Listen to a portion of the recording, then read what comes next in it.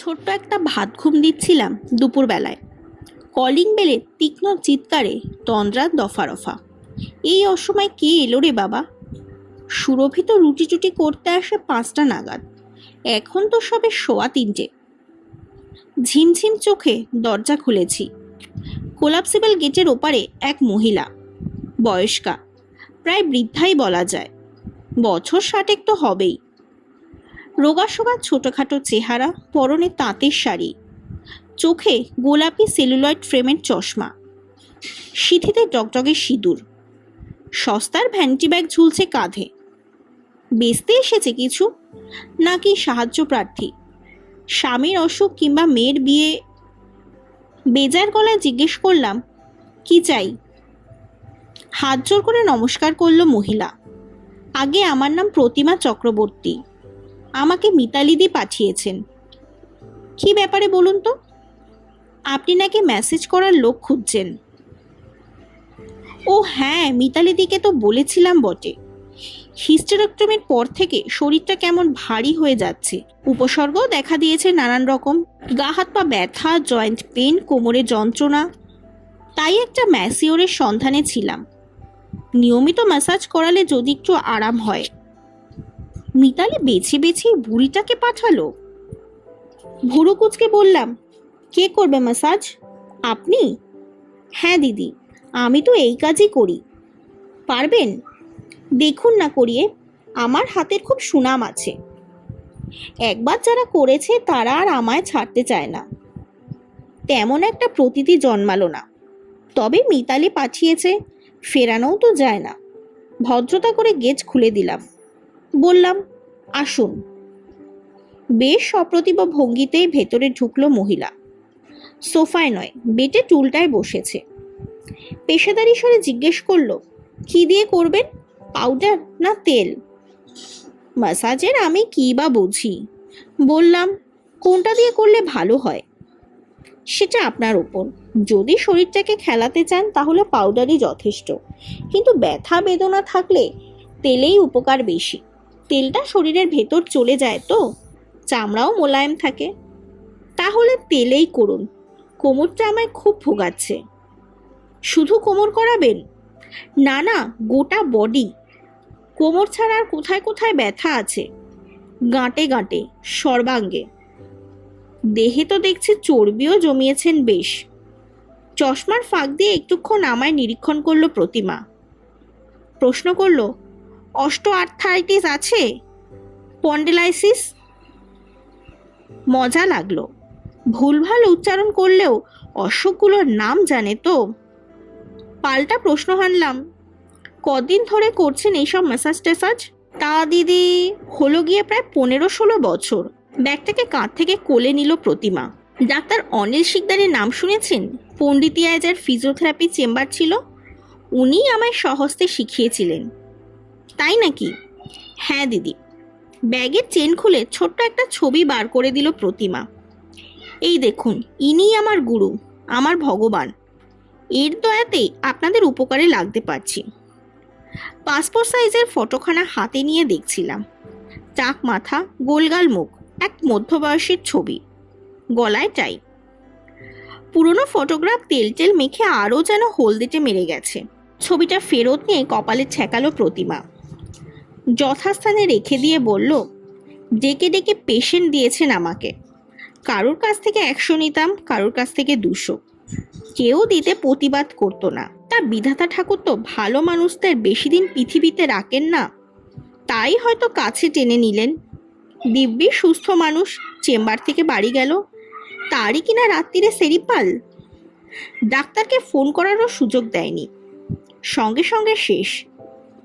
কি বলবো দিদি, সে কথা ভাবলে আমার সর্বনাশ। এখন গুরু কীর্তন চলবে নাকি? থামালাম তাড়াতাড়ি। বললাম, চলুন শুরু করা যাক। হ্যাঁ চলুন। আপনার তেল আছে তো? আছে। আমার সঙ্গে শোবার ঘরে এলো প্রতিমা। ইঞ্জিনিয়ারিংয়ের প্র্যাকটিক্যাল ট্রেনিং নিতে তিরুবন্তপুর গিয়েছিল বুলটু। সেখান থেকে একটা আয়ুর্বেদিক তেল এনেছিল আমার জন্য।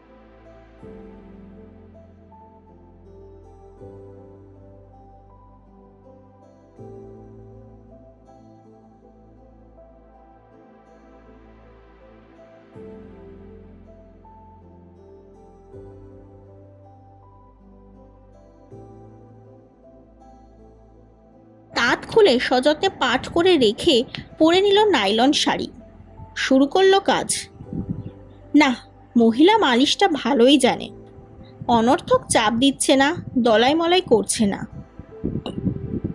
স্নায়ু বুঝে বুঝে শিরা ধরে ধরে চমৎকার টান দিচ্ছে। নিপুণ অঙ্গুলি চালনার দৌলতে ঘণ্টাখানেকের মধ্যে সত্যিই ঝরঝরে হয়ে গেল শরীর। ঠিক করে ফেললাম প্রতিমাকে দিয়েই মালিশ করাবো নিয়মিত, সপ্তাহে অন্তত 3 দিন। মাসখানেকের মধ্যে হাতে নাতে ফল পেতে লাগলাম মালিশের। গা কোমরের ব্যথা এখন অনেকটাই নিয়ন্ত্রণে এসেছে। দিব্যি ঝরঝরে লাগে সারাদিন। পেটে হাত বুলিয়ে যেন মনে হয় মেয়েদও যেন ঝরেছে খানিকটা।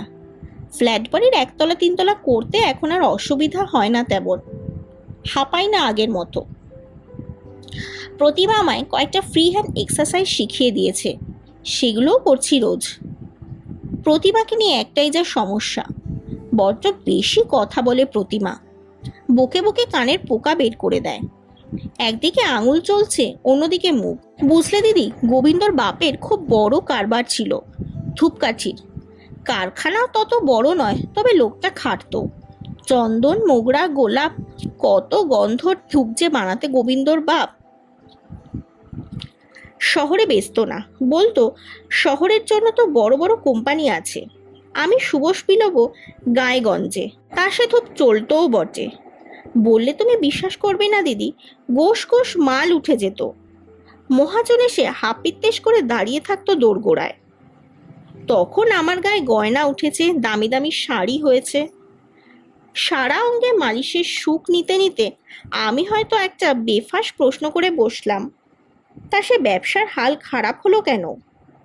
ব্যাস, সঙ্গে সঙ্গে কথা লুফে নিয়েছে প্রতিমা। কপাল গো দিদি, কপাল।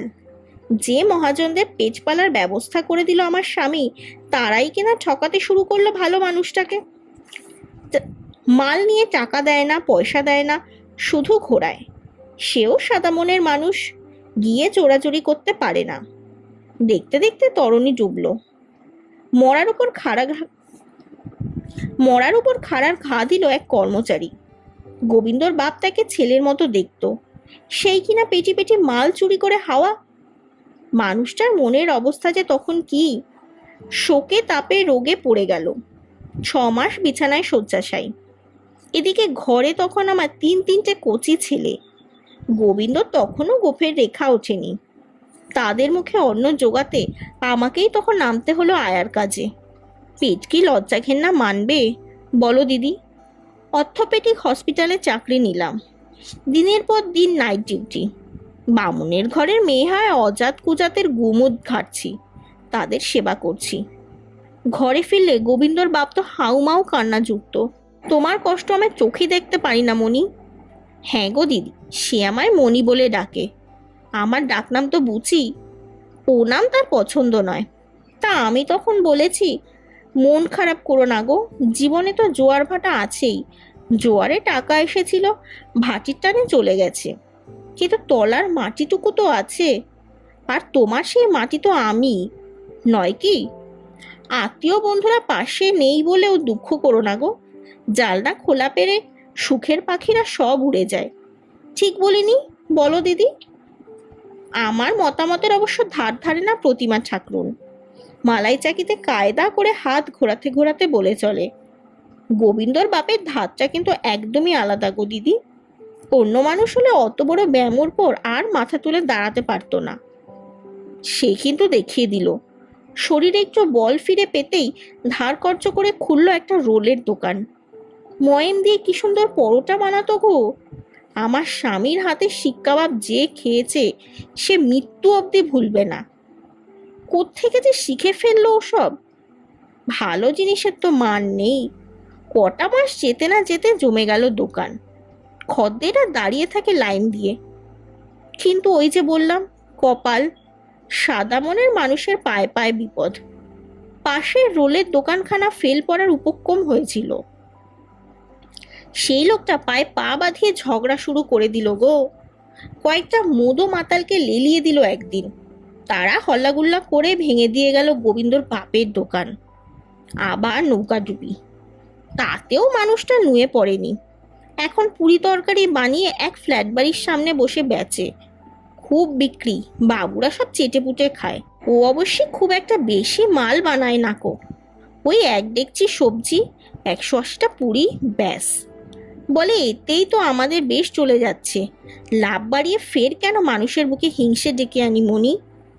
শুনছ গো ও দিদি, নাকি ঘুমিয়ে পড়লে? মাথা খারাপ? ওই ধারাবাহিক কাহিনীর স্রোতে ঘুমানোর জোর আছে? তার উপর সে কাহিনী যদি হয় গোবিন্দর বাপের মতো এক লড়াকু মানুষের, যে কখনো হারতে শেখেনি। শুধু স্বামীই নয়, পরিবারের অন্য সদস্যদের গল্প শোনাতেও ছাড়ে না প্রতিমা।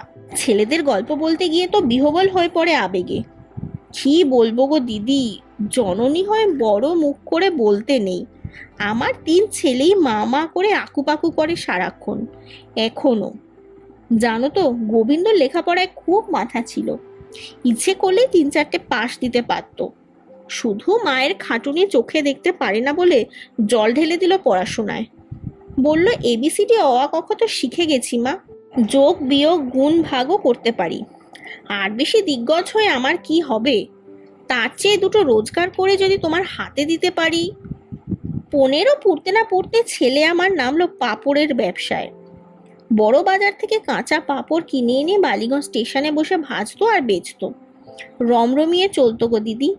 ওই বয়সে দিনে 20 টাকা 30 টাকা করে কামাতো রোজ। তা সে ব্যবসা অবশ্যই চালালো না শেষ পর্যন্ত। বাবার হাল দেখে হৃদয় ঘৃণা ধরে গেছিল, বলতো ব্যবসা নাকি আমাদের চক্রবর্তী বংশের কপালে নেই। তার চেয়ে পুরুতগিরির লাইনটাই ধরি না কেন মা? নিজের কাকা বেহালায় পুরুতগিরি করে, তার সঙ্গে লেগে থেকে শিখে নিল পুজো আচ্চার কাজ।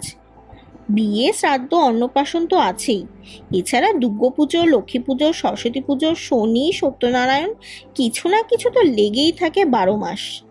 চালটা কলাটা মিষ্টিটাও নিত্যদিন আসে ঘরে। এই তো গত শ্রাবণের আগের শ্রাবণে বিয়ে দিলাম ছেলের, ব্যানার্জি ঘরের মেয়ে। আমার বাপের বাড়িও ব্যানার্জি কিনা, তাই বেছে বেছে শান্ডিল্য মেয়েই আনলাম। ছকিনি কো দিদি, বউ আমার মতোই খাটিয়ে।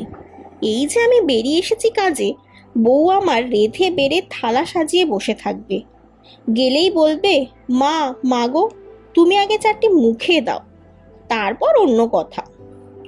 গোবিন্দর বাপ তো মা লক্ষ্মী বলতে অজ্ঞান, বলে ভালো ছেলে গব্বেই আসে মনি, ভালো বউ আসে ভাগ্যে। দেওর দুটোকেও বৌমা একেবারে জাদু করে রেখেছে। আমার গোপাল নিতাই মাকে যদি 16 আনা মানে, তো বৌদিকে 8 আনা, না না 12 আনা। এরপর গোপাল নিতাইয়ের উপাখ্যান বিস্তারিত হতে থাকে ক্রমশ। গোপাল মায়ের কত ভক্ত, এত ধাড়ি ছেলে এখনো কেমন মায়ের কোল ঘেঁষে বসে। পিচবোর্ড কারখানায় ম্যানেজারি করছে গোপাল, মাইনে পেয়ে পাই পয়সা পর্যন্ত গুনে গেথে তুলে দেয় প্রতিমার হাতে। যে কটা টাকা হাত খরচা দেয় মা, ছেলে তাতেই খুশি। জানে তো কি জন্য মা টাকা সরিয়ে রাখছে, বিয়ে দিতে হবে ছেলের, এক ফালি জমি কিনতে হবে, আর মেজর টাকায় যদি জমি হয় তো ছোট দেবে বাড়ি তোলার খরচ। ব্যাংক থেকে লোন নিয়ে ট্যাক্সি কিনেছে নিতাই, গাড়ি খাটিয়ে সেও এখন রোজগারপাতি মন্দ করছে না। 3 ছেলেই রোজ কোরাসে বায়না চড়ে, আমাদের মানুষ করতে গিয়ে তুমি তো অনেক মুখে রক্ত তুললে মা, এবার জিরো। বুড়ো বয়সে ঠ্যাংয়ের ওপর ঠ্যাং তুলে টুকুন সুখ করো। কিন্তু চাইলেই কি প্রতিমা তা পারে? আর তার গুরু যে মরার আগে পই পই করে বলে গেছেন, যতদিন না গতরে জং ধরে শেখা বিদ্যেটাকে কাজে লাগিয়ে মানুষের সেবা করো প্রতিমা, যেন তাহলেই তোমার অক্ষয় স্বর্গ বাধা। প্রথম প্রতিমার জীবনচরিত শুনতে মজাই লাগতো আমার, কিন্তু এক কথা কাহাতক ভালো লাগে। তবু প্রতিমা শোনাবেই, নিজের সুখের গল্প শোনানো যেন প্রতিমার কাছে একটা নেশা, অনেকটা ম্যাসাজ নিয়ে আরাম পাওয়ার মতো। এর মধ্যে বুলচু এলো হোস্টেল থেকে, সেমিস্টার পরীক্ষা হয়ে গেছে, ছুটি মিলেছে 3 4। দুপুরে প্রতিমা দর্শন করেই সে আমার পিছনে লেগে গেল। কি মা, শেষে একটা কেঁচো বুড়িকে দিয়ে বডি ম্যাসাজ করাচ্ছ? ভাস্কর ছেলেকে আরো উস্কে দিল। ওই বুড়ি তোর মাকে তো মেসমারাইজ করে রেখেছে রে। তাই নাকি? তাহলে আর বলছি কি, মালিশের সঙ্গে বুড়ি ফ্রিতে একটা মেগা সিরিয়ালও দিচ্ছে। শুধু মেগা নয়, বলো মেগার মেগা। আমিও হেসে ফেললাম। মেগাতেও গল্প অত আটকে থাকে না, এক আধটা অন্তত বাইরের সিন ঢুকে পড়ে হঠাৎ হঠাৎ। কিন্তু প্রতিমা দেবী স্টোরির নো নরণচরণ। নিজের স্বামী, নিজের ছেলে, নিজের ঘর সংসার, প্রেজেন্ট আছে, ফ্ল্যাশব্যাক আছে। চার্জ কত নিচ্ছে? বল্টু চোখ নাচালো। প্রথম দু একদিন 70 করে দিয়েছিলাম, এখন পার্সেটিং 60। সবই ঠিক আছে, শুধু বুড়ি যদি একটু বকবকটা কম করতো। না শুনলেই পারো, কানে তুলো গুজে রেখো। বাহ, বুদ্ধিটা তো মন্দ নয়। কানে তুলো দিয়ে দিব্যি তো ঘন্টাখানেক ঘুমিয়ে নিতে পারি। বুড়িও রেকর্ড চালিয়ে রাখুক, আমিও স্বস্তি পাই। পুজোতে দিন কয়েকের জন্য বেড়াতে গিয়েছিলাম আমরা পাহাড়ে, দার্জিলিং, গ্যাংটক, পেলিং। প্রতিবারও ছুটি ছিল কদিন। লক্ষ্মী পুজোর পরের সপ্তাহ থেকে আসার কথা ছিল ফের। কালী পুজো পেরিয়ে গেল, ভাইফোঁটা গেল, তবু তার দর্শন নেই। একটু ভাবনাতেই পড়ে গেলাম, অসুখ বিসুখ করলো নাকি? বুড়ি তো কামাই করে না বড় একটা। এবছর পুজোর দেরিতে ছিল, ঠান্ডা পড়ে গেছে অল্প অল্প, চামড়াতে টান ধরছে, শরীরেও একটা ম্যাজম্যাজে ভাব। এই সময় ডুব মারলো প্রতিমা। আরও দু একদিন দেখে মিতালিকে ফোন করলাম। এই কি হয়েছে রে বুড়ির? আমার বাড়িতে আসছে না যে বড়। মিতালিকেও ঈষৎ ভাবিত মনে হলো। জানি না রে, এখানেও তো দেখা নেই। খোঁজ নিয়েছিস? কাকে দিয়ে খোঁজ নেব? ওকে তো জুটিয়ে দিয়েছিল আমার রান্নার মেয়েটা, সে তো পুজোর শাড়ি নিয়েই ধাঁ। মহা ফ্যাসাদ হলো। বুড়ি যেন কসবার কোথায় থাকে না। হ্যাঁ হ্যাঁ, রথতলায়, তোর বাড়ির কাছেই সুদক্ষিণা নামে একটা হাউজিং কমপ্লেক্স আছে, তার পেছনটায়। খুঁজতে যাবি নাকি ওকে? ভাবছি, দেখি আর দু একদিন। খোঁজ পেলে আমায় একটা রিং করিস, বলিস আমিও কিন্তু ওর ওপর খুব চটে আছি। এরকম করলে ভবিষ্যতে আর কোনো নতুন ক্লায়েন্ট দেব না। 2-3 দিন নয়, আরও একটা সপ্তাহ প্রতীক্ষা করলাম প্রতিমার। টিকিটের দেখা নেই। খানিকটা দোনমনো করে বেরিয়ে পড়লাম এক বিকালে, রিক্সা নিয়ে রথতলা। সুদক্ষিণা চেনাই ছিল, খুঁজে খুঁজে বার করে ফেলেছি প্রতিমা দেবীর ডেরা। মালিশের কাজ করে বলেই বোধহয় পাড়ায় এত লোকজন চেনে প্রতিমাকে। দেখিয়ে দিল এক কথায়। 12 ঘর, এক উঠোনের বাড়ি, টানা লম্বা বারান্দায় সার সার ঘর, মাথায় কালচে টিনের চাল। দেওয়াল চেওয়ালগুলো মোটেই পদের নয়, সর্বাঙ্গে কেমন একটা বস্তি বস্তি ভাব। একপাল বাচ্চা খেলছে উঠোনে, জোর ক্যালোর ব্যালোর চলছে। বারান্দাতেও বিচ্ছিরি হল্লাগোল্লা। মাঝবয়সী এক মহিলা অশ্লীলতম ভাষায় গাল পাড়ছে কোনো এক অদৃশ্য প্রতিপক্ষকে। তাকে ঘিরে মজা দেখছে জনা 5-7 বউ। তাকে ঘিরে মজা দেখছে জনা 5-7 মেয়ে বউ। থতমত খেয়ে গেলাম। এমন একটা পরিবেশে থাকে প্রতিমা। কথাবার্তা শুনে তো অন্যরকমটাই মনে হয়েছিল। আমায় উঠোনে দেখে চিৎকার থমকেছে হঠাৎ। কিস্তির ফোয়ারা ছোটানো মধ্যবয়সী বউটাও এগিয়ে এলো। কাকে চাই? আমতা আমতা করে জিজ্ঞাসা করলাম, প্রতিমা চক্রবর্তী এখানে থাকে? প্রতিমা? চোখ পিটপিট করলো মহিলা। মালিশ দিদি, সে তো এখন সেই হাসপাতালে। কেন, কি হয়েছে তার? ওর আবার কি হবে, মরতে বসেছে তোর বেয়াক্কেলে বর। ওমা, সে কি? প্রতিমাদির স্বামী বুঝি খুব অসুস্থ? ডেকে আনা অসুখ। মদ খেয়ে লিভার একেবারে ঝাঁঝরা করে ফেলেছে গা। পুজোর সময় থেকে বাড়াবাড়ি চলছিল, তাও ঘরে রেখেই চিকিৎসা করাচ্ছিল মালিশ দিদি। গতিক সুবিধের নয় দেখে কালী পুজোর আগের দিন হাসপাতালে ভর্তি করলো। এখনো জমে মানুষের টানাটানি চলছে। আমি হতবাক। আরও কয়েকটা বউ ঘিরে ফেলেছে আমাকে, নানান বয়সের। ঘুরে ঘুরে দেখছি তাদের। অল্প বয়সী একটা বউ বলে উঠল, ঠিক হয়েছে, বুড়োর উচিত শাস্তি হয়েছে। বামুন হয়ে চাড়ালদের মতো চুল্ল গিলবে? ধম্মে সইবে কেন? বুড়ো এখন ভালোই ভালোই মরলে হয়, মাসির মরা খেকোর হাত থেকে বাঁচে। এই বয়সেও একগাল গিলে এসে কি মারটাই না মারে মাসিকে। বউ সারা জীবন খেটে খুঁটে এনে খাওয়ালো, আর উনি তার বুকেই বসে ফুর্তি করে গেলেন। অস্ফুটে বললাম, উনি কি সব করতেন না? কি সব পুরি টুরি বেচতেন? ঘোড়ার মাথা বেচতো ঘুগনি, তাও ওই মাসি কাজে বেরোনোর আগে বানিয়ে দিয়ে যেত, আর হাড়ি ভরা ঘুগনির টাকা উনি চুল্লুর থেকে উপুর করে আসতেন। পাজির পা ছাড়া আর কাকে বলে? যা বলেছ, সারাটা জীবন প্রতিমা দিদিকে জ্বালিয়ে পুড়িয়ে খাক করে দিলে গো লোকটা। ধূপের কারখানায় লেবার খাটতো, চুরি করে ধরা পড়ে চাকরি খোয়ালো। প্রতিমা দিদি ধরে করে হালতু মোড়ের রোল মোগলাইয়ের দোকানে কাজ জুটিয়ে দিল। চুল্লো গিলে নিজের মালিকেরই দোকান ভাঙচুর করলো শয়তানটা। ভাগ্যিস প্রতিমা দিদি মালিশটা জানতো, তাই বুড়ো এ জীবনে তড়ে গেল। মালিশের কাজ তো হালে শিখেছে প্রতিমা দিদি, 10-15 বছর হবে। আগে আয়ার কাজে কি খাটনিটাই না যেত দিদির। দেখেছি তো, দিনের পর দিন ডাবল ডিউটি করছে, রাতের পর রাত বাড়ি ফিরতে পারে না, থুকছে। ঘরের অতগুলো প্রাণীর মুখে অন্ন একা জোগানো। তার ছেলে তিনটেটাও তো কম বেইমান নয়।